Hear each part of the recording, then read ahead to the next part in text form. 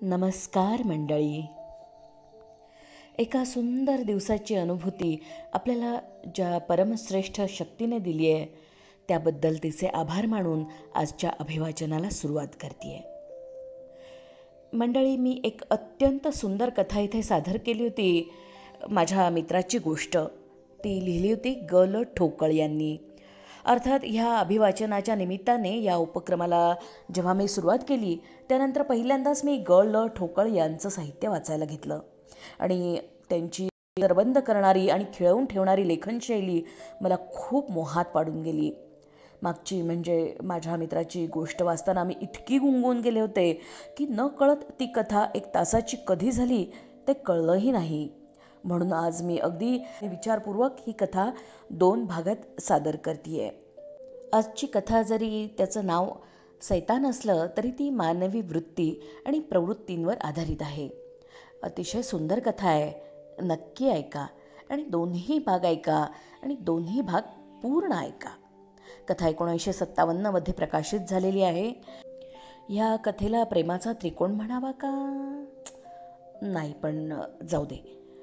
कशाला नमनाला घडाभर तेल घालू, त्यापेक्षा सरळ ऐकायलाच सुरुवात करा. पण फक्त एका क्षणाची उसंत घेऊन माझं चॅनल सबस्क्राईब केलेलं आहे की नाही तेवढं बघून घ्या. आणि जर अजून माझं चॅनल तुम्ही सबस्क्राईब केलं नसेल तर प्लीज माझं चॅनल सबस्क्राईब करा.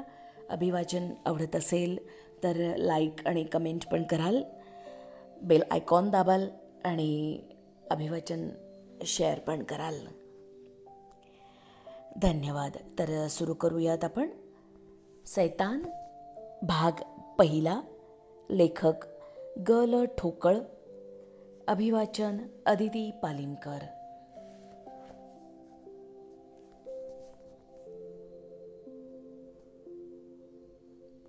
भीमराव महाबळ पुण्यातला एक प्रख्यात इस्टेट ब्रोकर. त्र्यंबकराव लागू पुण्याच्या दक्षिण भागातल्या एका टंपडी इंग्रजी शाळेतला एक दरिद्री मास्तर आणि चमेली चिकटे या तिघांची ही कहाणी आहे. पुरुष 2 आणि स्त्री 1 असल्यामुळे प्रेमाचा त्रिकोण की काय म्हणतात तो साधलेला असावा. शिवाय या गोष्टीत नीला नावाच्या एका मुलीचाही संबंध आहे. ही जी 4 पात्र मी सांगितली त्यातलं नंबर 2चं पात्र म्हणजे त्र्यंबकराव लागू म्हणजे मी. भीमराव महाबळ हा माझा मित्र, अगदी लंगोटी यार. नगर जिल्ह्यात वडगाव पानांचे म्हणून जे काही गाव आहे ते आमचं. एका गावाचे, एका गल्लीतले, एका जातीचे, एका वयाचे असे आम्ही दोघं पुण्याला सदाशिव पेठेतल्या एका जुन्या वाड्यातल्या एका खोलीत राहत होतो. फर्ग्युसन कॉलेजमध्ये BAच्या वर्गात शिकायला होतो. आम्हा दोघात साम्य होतं तर एवढंच बस, बाकी सगळा विरोध. तो उंचेला तर मी जवळजवळ बुटक्यात जमा. तो पोसलेला तर मी चोपलेला. तो लालट गोरटेला तर मी किरमिजी काळा. तो देखणा तर मी बुद्रुक. तो चलाख तर मी मद्दड. तो तडफदार तर मी मेंग्या. त्याची सांपत्तिक स्थिती चांगली तर मी ओढग्रस्त. सारांश काय की तो रंगराव हर्षे तर मी चिंतोपंत उदास. हे चित्र पहा आणि ते चित्र पहा, पण हरेक बाबतीत जरी आम्हा दोघांमध्ये तफावत होती तरी किंबहुना त्याच कारणामुळे आमच्या मैत्रीचे आटे जास्त घट्ट बसलेले होते. आम्ही ज्या वाड्यात राहत होतो त्याच्या समोरच्या घरात एक नवीन बिऱ्हाड येऊन राहिलं. आमची खोली रस्त्याला लागून दुसऱ्या मजल्यावर होती. खिडक्या 2, एका खिडकीत मी आणि एका खिडकीत भीमराव. असं मी दोघं फावल्या वेळात रस्त्यावरली वर्दळ बघत बसायचो. समोरच्या दुसऱ्या मजल्यावरच्या 2 खोल्यात येऊन राहिलेल्या बिऱ्हाडात माणसं 2 होती, आई आणि मुलगी. आईचं नाव मालन काकू, आडनाव चिकटे. मुलीचं नाव चमेली. ती मॅट्रिकच्या वर्गाला होती. ती फार सुंदर होती अशातला काही भाग नाही. तशी ती नाकेडोळी नीट रंगाने गोरी वगैरे होती, पण विशेष म्हणजे तिचा बांधा नीट नेटका होता. नुकत्याच फुटलेल्या यौवनानं तिच्या अंगात कबुतराचा डौल भरू लागला होता. पोशाखातली टापटीप वाढली होती. प्रसाधनांचा हात वारंवार फिरू लागला होता. काजळकाठी डोळ्यातली पिंगट रंगाची मोठी बुबुळं गतिमान होऊ लागली होती. पांढरा पोशाख करून ती आपल्या लेडीज सायकलवर शाळेत जायची. जोरात पॅडल मारून रस्त्यातून वेगाने जाणारी चमेली आभाळातून सुळकांडी मारणाऱ्या बगळ्यासारखी दिसायची. टार्गट पोरांच्या मानांना हेलकावे बसायचे. माणूस दिसायला सामान्य असला म्हणून त्याला सुंदर मुलीवर प्रेम करायचा अधिकार नाही असं थोडीच आहे. केवळ एकाच महिन्याच्या अवधीत चमेलीनं माझ्या डोळ्यांचा, माझ्या हालचालीचा, माझ्या मनाचा ताबा घेतला. मी तिच्यावर प्रेम करू लागलो. माझ्या अभ्यासातलं लक्ष उडालं. समोरच्या खिडकीवर वेड्यासारखा पहारा करत मी तिचं अष्टप्रहर चिंतन करू लागलो. भीमरावाची स्थिती माझ्यासारखीच झाल्याचं मला दिसत होतं.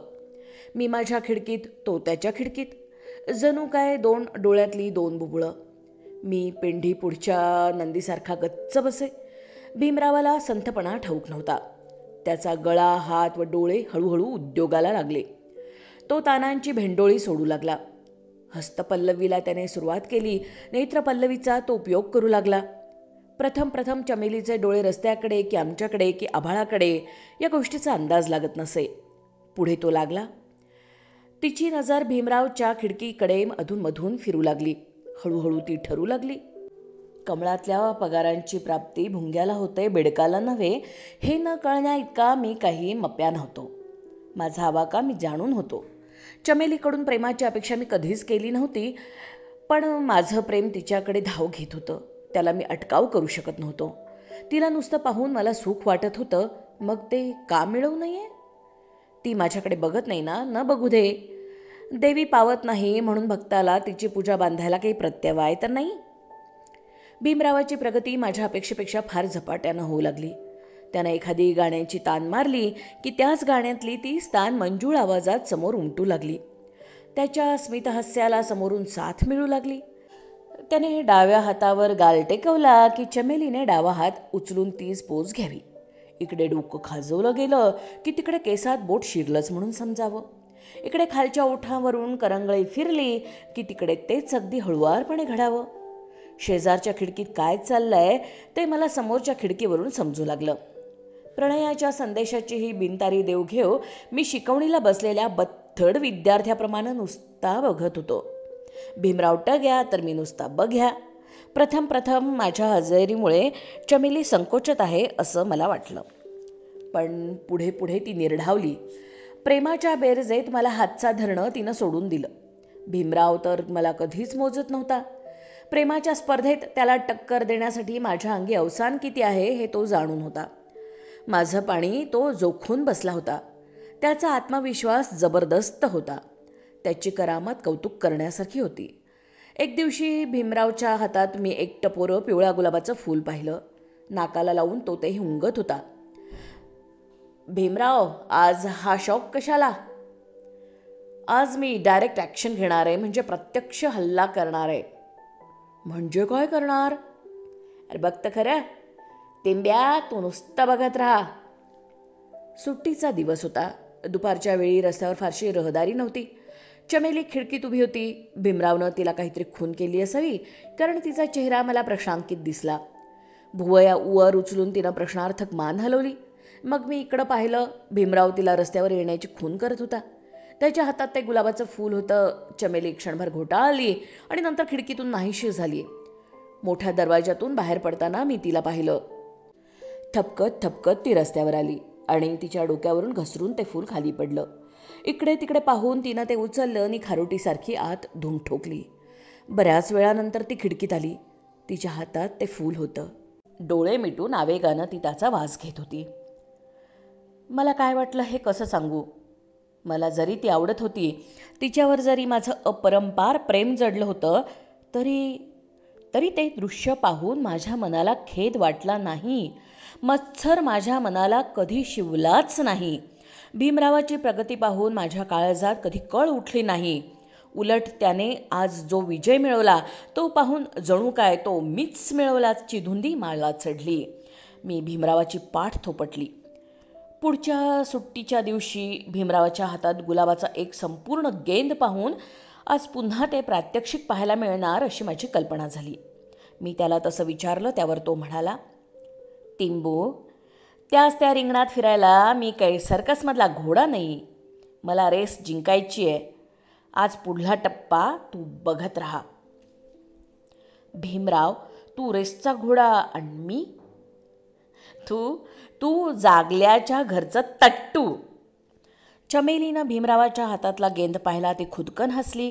खुणेची वाट न पाहता ती रस्त्यावर आली. गेंद तिच्या छातीवर टपकला आणि घरंगळून रस्त्यावर पडला. त्याच्या देठाला कागदाची घडी गुलाबी रंगाच्या रेशमी फितीनं बांधलेली होती. चमेली वाकली आणि तो गेंद उचलून आत पळाली. त्यानंतर कितीतरी वेळानं ती खिडकीत उगवली. तिची चर्या तांबारलेली होती, मान लवली होती. पहिल्या प्रेमपत्रानं ती सुखावली, लाजली, बावरली, घाबरली होती. दुसऱ्या दिवशी संध्याकाळी चमेलीच्या शाळेजवळच्या चौकात भीमराव उभा होता. मीही होतोच. शाळा सुटल्यावर मुलींचे घोळके जाऊ लागले. हातात सायकल धरून चमेली एका मुलीबरोबर बोलत येत होती. तिचे आमच्याकडे लक्ष गेलं आणि ती चमकली. बरोबरच्या मुलीला कटवून ती एकटी येऊ लागली. नीट नाकासमोर पाहत ती आमच्या पुढून निसटू लागली. पत्राचं उत्तर? भीमरावानं सवाल टाकला. चमेली थबकली आणि गप्प उभी राहिली. तिची कोवळी छाती उडत होती. तिचा लालटलेला, घामेजलेला चेहरा किती गोड दिसत होता.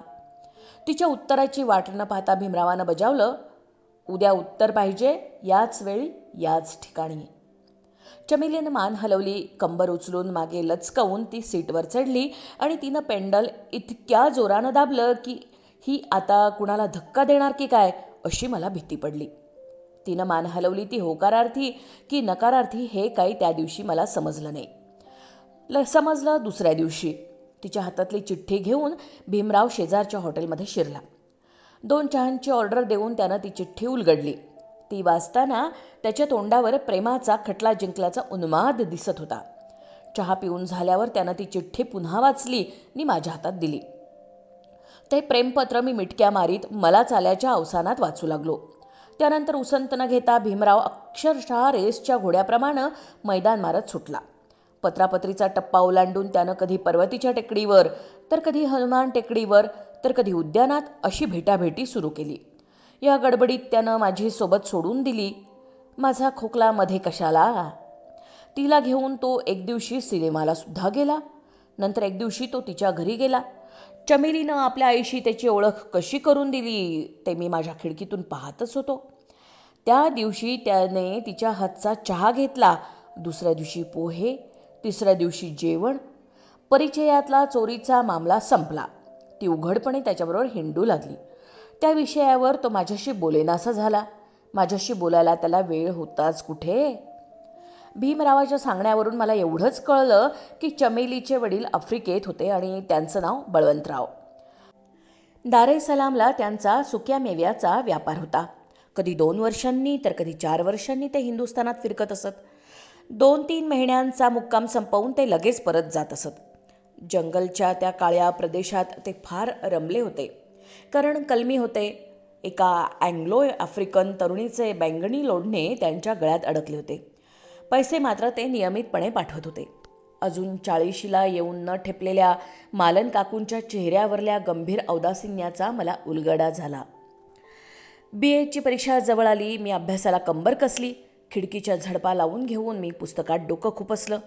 भीमरावाची बैठक बसणं कठीण आहे हे मला दिसत होतं. त्यानं पुढची मजल गाठली. परीक्षेला बसण्याचा विचारही त्यानं सोडून दिला. चमेली मॅट्रिकच्या परीक्षेला बसली. तिचे पेपर बरे गेल्याचे भीमरावांनी मला सांगितलं. गंमत ही की चमेलीची आणि माझी प्रत्यक्ष भाषा कधीच झाली नाही. मला समोरच्या घरी घेऊन जाण्याची तसदी भीमरावानं घेतली नव्हती. परीक्षा संपली. पुणं सोडून मी वडगावला एकटाच गेलो. भीमराव यायला राजी नव्हता. जून महिन्यात निकाल लागले. चमेलीचं नाव मी वर्तमानपत्रात पासांच्या यादीत वाचलं. माझंही नाव छापून आलं. पुढे शिक्षण घेण्यासारखी माझी परिस्थिती नव्हती. नगरला जाऊन बराचसा प्रयत्न करून मी तिथल्या एका शाळेत मास्तर म्हणून चिकटलो. पगार मिळू लागल्यावर ओघानंच लग्नाच्या गोष्टी सुरू झाल्या. मुली सांगून येऊ लागल्या. मी पाहू लागलो. कधी मी पसंत पण मुलगी नापसंत, तर कधी मुलगी पसंत पण मी नापसंत. असा घोळ बरेच दिवस चालला होता. माझं लग्न ठरून ते व्हायला उन्हाळा उजाडला. भीमराव लग्नाला आला होता. आमची ही भेट जवळजवळ 1 वर्षानं. माझा करवला म्हणून तो हौसेनं मिरवला. भेट म्हणून त्यानं जे सोन्याचं घड्याळ दिलं ते अजूनही माझ्या मनगटावर आहे. लगीनघाई ओसरल्यावर त्यानं मला माहिती दिली. कॉलेजचा नाद त्यानं कायमचा सोडला होता. ती खोलीही त्यानं सोडली होती. टिळक रस्त्यावर त्याने एक सुरेख ब्लॉक घेतला होता. त्यानं धंद्याला सुरुवात केली होती आणि जमही बसवला होता. प्लॉट्सची आणि घरांची खरेदी विक्री, जागा भाड्याने मिळवून देणं, फर्निचरचे लॉट्स हाताळणं, नोकर पुरवणं वगैरे दलालीचे प्रकार आपण करत असल्याचं त्यानं मला सांगितलं. मी चमेलीची चौकशी केली. त्यांची राहण्याची जागा तीच होती. बळवंतराव तिकडून आले होते आणि 2 महिने राहून परत गेले होते. भावी जावाई म्हणून भीमराव त्यांना पसंत नव्हता, त्यामुळे त्या घरातली त्याची आवजाव बंद पडली होती. गेल्या 6 महिन्यात त्यानं चमेलीचं तोंडही पाहिलं नव्हतं. तो इतक्या थंडपणानं बोलत होता की मी तिची चौकशी करावी याचंच जणू काय त्याला नवल वाटत होतं. 4 दिवस राहून तो परत गेला. माझ्या पत्नीचं नाव तारका.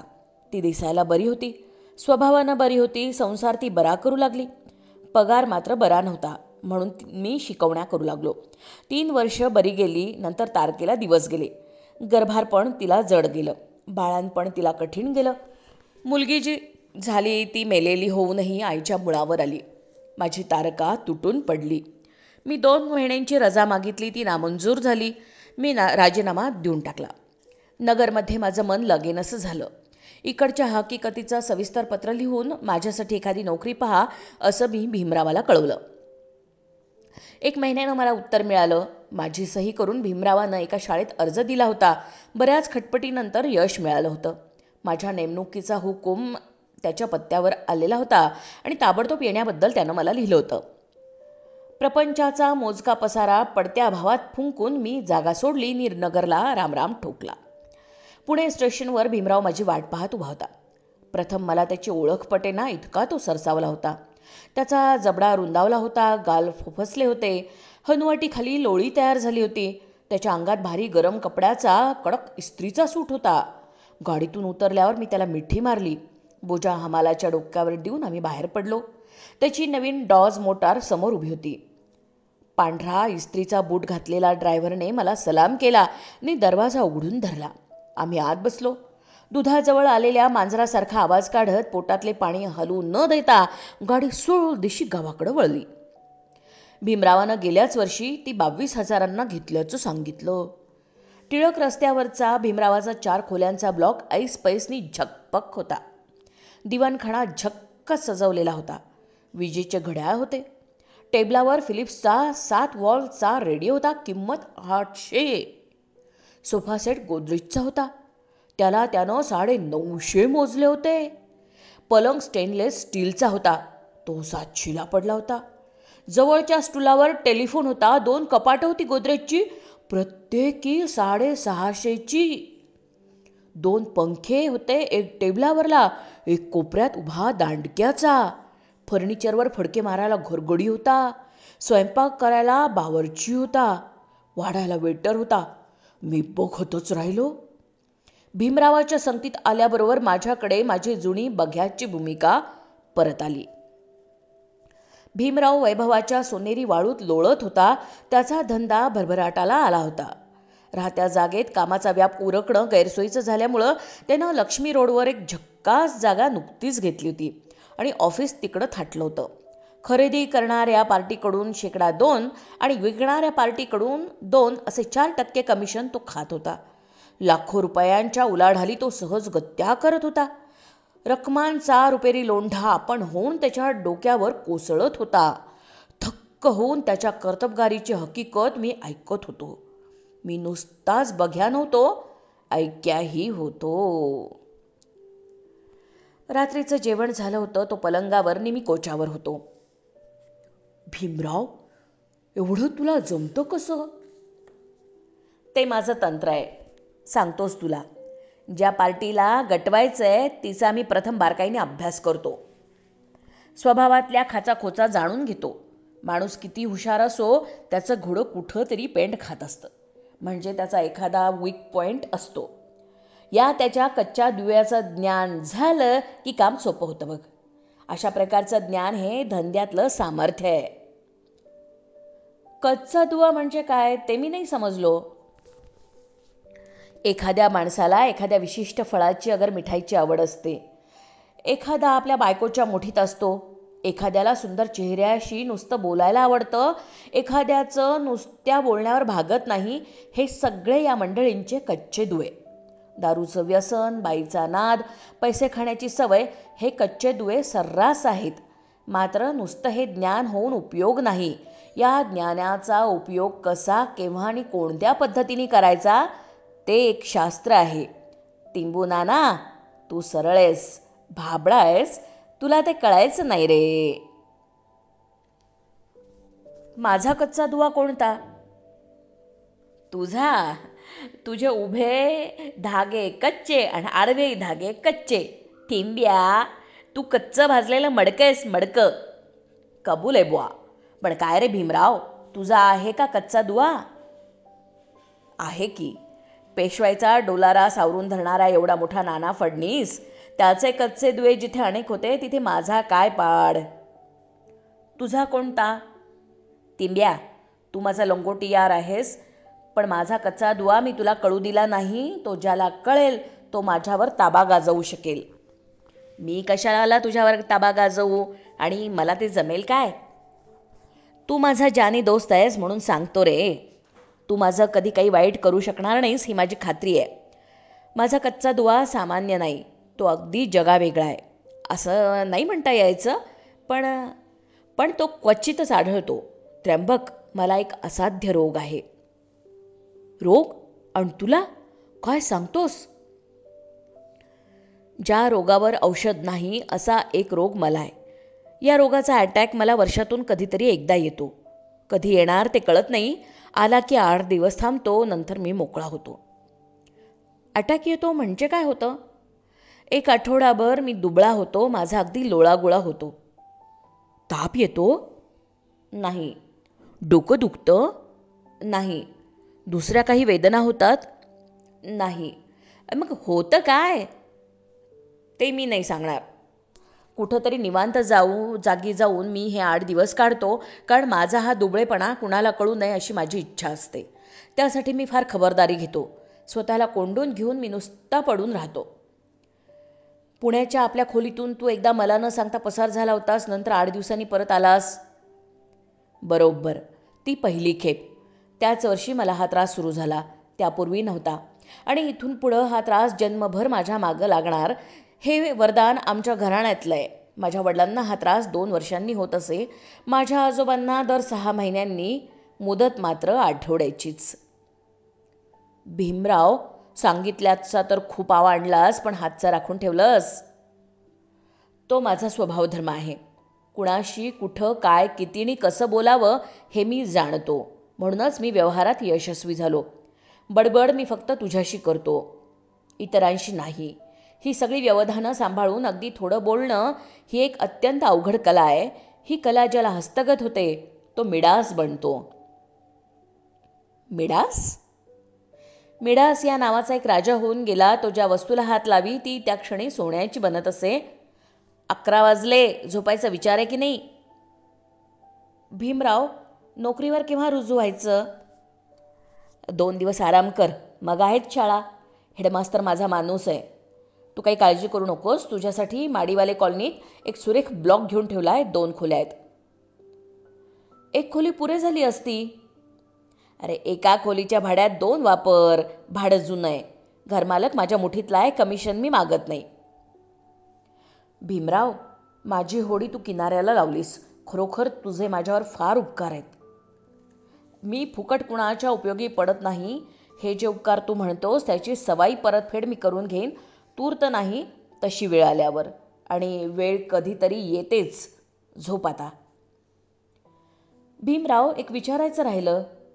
काय रे, त्या चमेलीवर तुझं प्रेम होतं ना? नाही. मग तुमचं जे इतकं चाललं होतं? ते प्रेम नव्हतं, ती तारुण्याची उकळी होती. तो माझ्या सोयीचा प्रश्न होता. तुझा प्रेमभंग झाला असं मी समजत होतो. प्रेम मी कोणत्याही स्त्रीवर केलं नाही, करणार नाही. लग्न करायला ती एका पायावर तयार होती, माझ्याच मनात नव्हतं. पण का? तिच्या बापाची आफ्रिकेतली इस्टेट त्याच्या पात्रांना पटकावली असं मला कळलं. बापरे, म्हणजे तू पैशासाठी? अलबत्त. नाही तर त्या चमेलीत काय अर्थ आहे? अजून तू लग्न केलं नाहीस याचं मला नवल वाटतं. त्र्यंबक, लग्न कशासाठी करायचं असतं? बायकोसाठी. बायको कशासाठी लागते?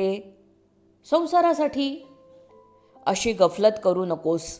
बायको सुखासाठी लागते. सुख म्हणजे स्त्री सुख.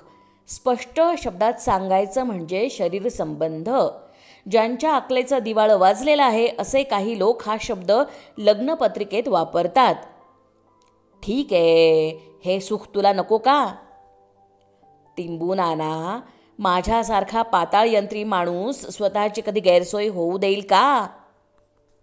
म्हणजे तुझी सोय आहे? अर्थात.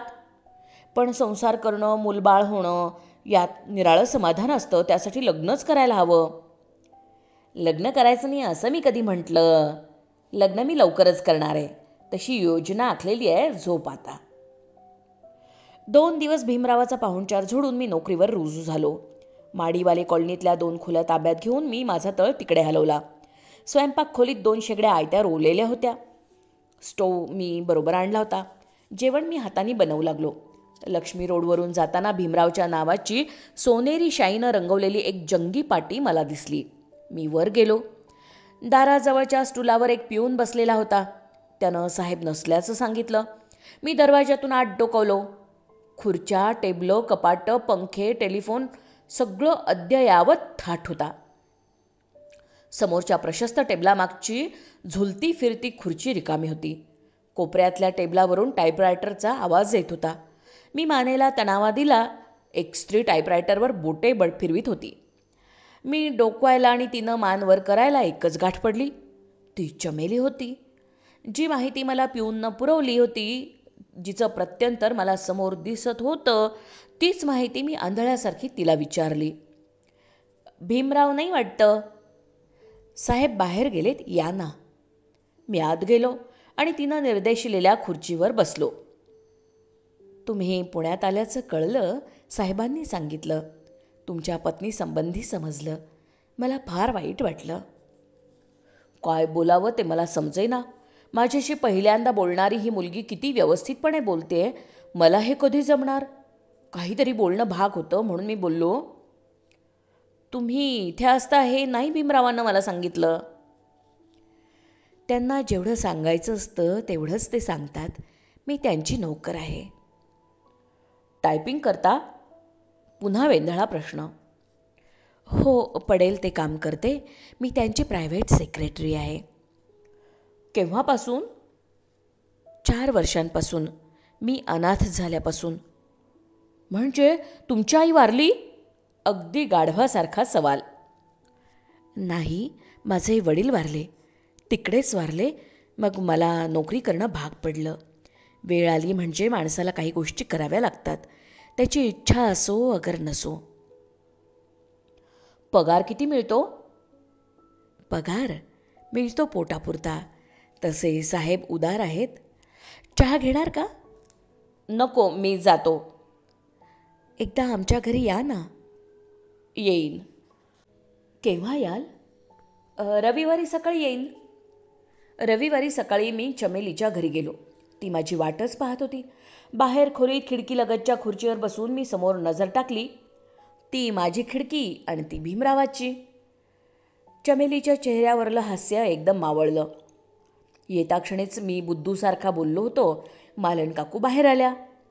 अवघ्या 5 वर्षात त्या कितीतरी थकल्या होत्या. डोक्यावरचं केस विरळ व रुपेरी झाले होते. माझ्याकडं पाहून त्यांनी नमस्कार केला. थोडंसं मामूली बोलून त्या आत गेल्या. चमेलीनं मला माझी राहण्याची जागा, नोकरी वगैरेची चौकशी केली. द्यायची ती उत्तरं फक्त मी देत होतो. तिच्याशी आज खूप गप्पा मारायच्या असं ठरवून मी आलो होतो, पण दातखीळ काही उचकटना. मालन काकूंनी पोह्याच्या बशा आणल्या. पोहे झाल्यावर चहा आला. चहा झाल्यावर पुढं काय हा प्रश्न पडला. उठण्यासाठी मी चुळबुळ करू लागलो. इतक्यात बाहेरून हाक आली. आई! एक गोरीपाण गोजीरवाणी मुलगी उंबऱ्यावर उभी होती. 5-1 वर्षांची असावी. चेहरा चमेलीच्या वळणावर, पण जास्त सुंदर. डोळे मोठे, जिवणीचा आकार अतिशय मोहक. जा, आई आत आहे, असं तिला सांगून चमेली मला उद्देशून म्हणाली, ही माझी धाकटी बहीण. नंतर त्या मुलीकडे पाहून तिनं म्हटलं, तुझं नाव सांग बघू काकांना. हे माझे काका? हो. यांचं नाव लागू काका. तुझं सांग ना. माझं नाव नीला बळवंत चिकटे. नीला काय, गोड आहे नाव. मी पुटपुटलो. बाळणपणात आईला फार त्रास झाला. नीला आत गेल्यावर चमेली म्हणाली, साहजिक आहे, म्हातारपण झालं. आधी म्हातारपण नव्हतं, बाळणपण आलं म्हणून म्हातारपण झालं. चमेलीनं कपाळावर आठी चढवून दुरुस्ती केली. म्हणजे मी चांगलाच चुकलो होतो. आता बसण्यात अर्थ नाही हे जाणून मी चमेलीचा निरोप घेतला. पुन्हा केव्हा येणार? येईन असाच कधीतरी. आणि हे पहा, ऑफिसमध्ये आलात तर माझ्याशी काही बोलू नका. साहेबांना ते आवडायचं नाही. दुपारी 4च्या सुमाराला मी भीमरावाकडे गेलो. मी ऑफिसमध्ये येऊन गेल्याचं त्याला समजलं होतं. बोलता बोलता मी चमेलीच्या घरी गेल्याचं सांगितलं. ते त्याला विशेष रुचलं नसावं असं मला वाटलं. थोडा वेळ इकडच्या तिकडच्या बाता झाल्यावर तो मला म्हणाला, त्र्यंबक, माझ्याकडे आता काही मंडळी चहाला येणार आहेत. थांबतोस की जातोस? मी जावं यासाठी ती सूचना होती हे माझ्या लगेच लक्षातच आलं नाही. डोक्यावरली टोपी काढून कोच्यावर रेलत मी म्हणालो, थांबतो की आज मी रिकामाच आहे. थांबणारच आहेस तर सांगून टाकतो. आता एक मुलगी आपल्या आईसह इथे येणार आहे. मुलीचं नाव मणी, तिच्या आईचं नाव ललिता भाभी, गुजराती आहेत, नवसारीकडचे राहणारे. मणीच्या बापाचं नाव मफतलाल, त्यांची मुंबईला रेशमी कापडाची मोठी गिरणी आहे. तुझी आणि त्यांची कशी ओळख? अशा लोकांच्या ओळखी करून घेणं हा माझ्या धंद्याचा महत्त्वाचा भाग आहे. समजलो. काही समजलं नाही तुला? पुढं सांगतो. मफतलाल शेठचा प्रायव्हेट सेक्रेटरी मी मिंधा करून ठेवला आहे.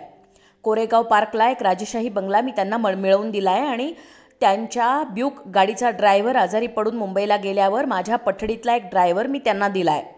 उंची फर्निचर मी त्यांना मिळवून दिलं आहे. आचारी, वाढपी, मोलकरीण, घरगडी, गुरखा, दाई, नर्स वगैरे माणसं मी त्यांना पुरवली आहेत.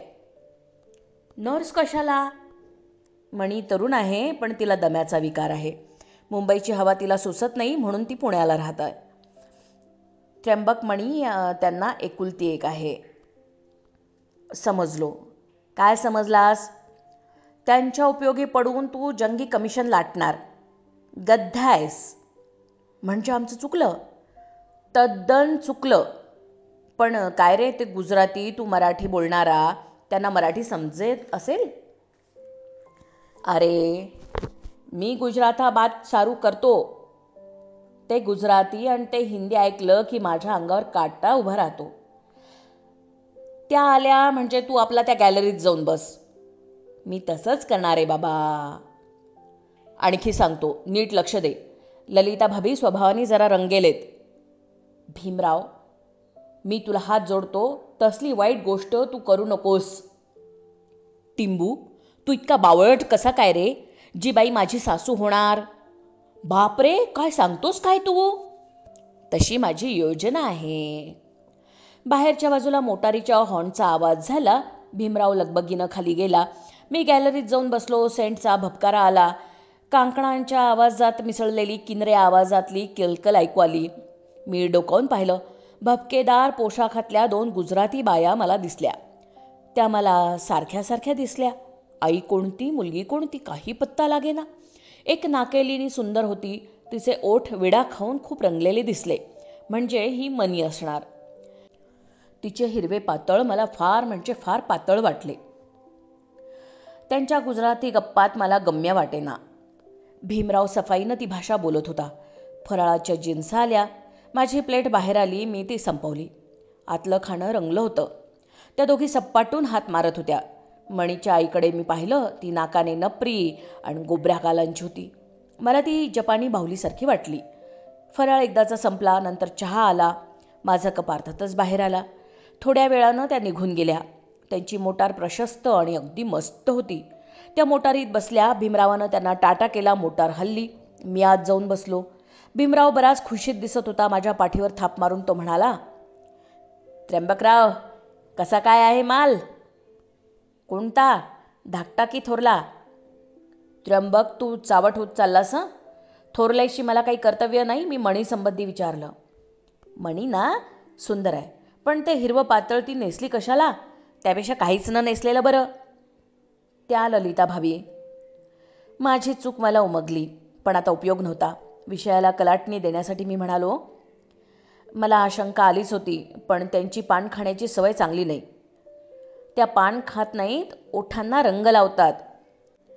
पण मणी कशी काय वाटली तुला? मणी ना, गालगोबरे आहेत, बाकी बरी आहे. नाक थोडंसं नपरं आहे, बाकी बरी आहे. आणि हसते फार.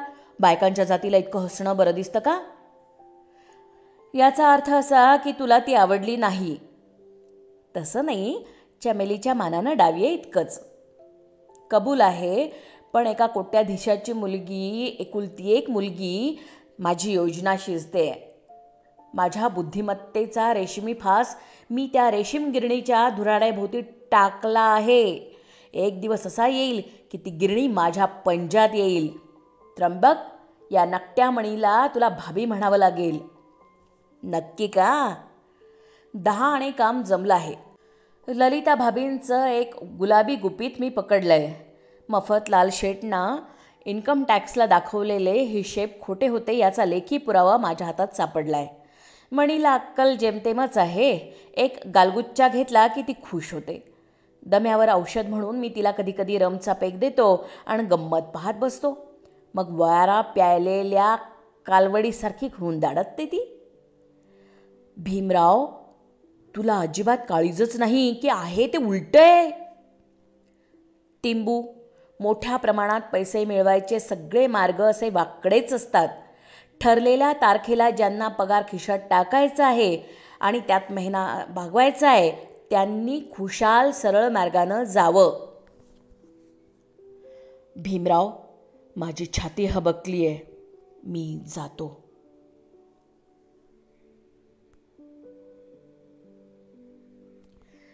आज आपण सैतान गल ठोकळ लिखित कथेचा पहिला भाग ऐकला. उद्या ही कथा आपण पूर्ण करूयात. तर भेटूयात उद्या पुन्हा सैतान अंतिम भागाने. धन्यवाद.